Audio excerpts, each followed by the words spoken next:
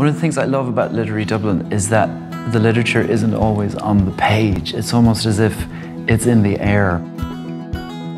Dublin is really exciting at the moment for one reason, and that is that it's experiencing something of a second coming. There's a whole new wave of energy, new cafes, new restaurants. Music is part of Dublin's DNA too. When you're walking around the streets, it's like there's tunes everywhere. There's trad music or there's rock bands. One of the things you have to do when you're in Dublin is take a time out to sit down in an authentic pub, because Literary Dublin actually it emanates from these pubs. There's even a Dublin literary pub tour which spends about 2 or 3 hours taking you into the pubs where these great literary characters would have met. Other examples like the Little Museum of Dublin, where it's not going for huge, big artifacts and big, ancient treasures. It's just going for little tokens of Dublin during the 20th century.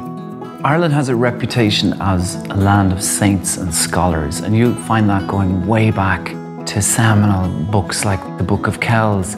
But it's really in the 20th century that Ireland's literary image has come to the fore. You think about authors like James Joyce, writers like George Bernard Shaw, Brendan Behan and Patrick Kavanagh. All of these people lived and worked in Dublin. Even today, Dublin is one of only a handful of UNESCO World Cities of Literature.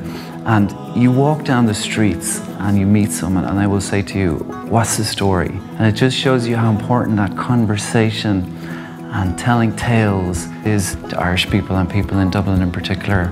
If you want to really get stuck into culture in Dublin, there's a couple of keystones that I'd recommend you visit. The Abbey is Ireland's national theatre. This is where the great plays and the great playwrights made their debuts.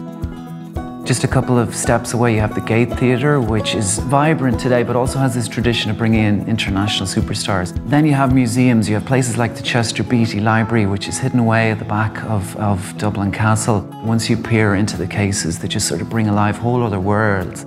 I love Dublin because it's as much about history as it is the here and now.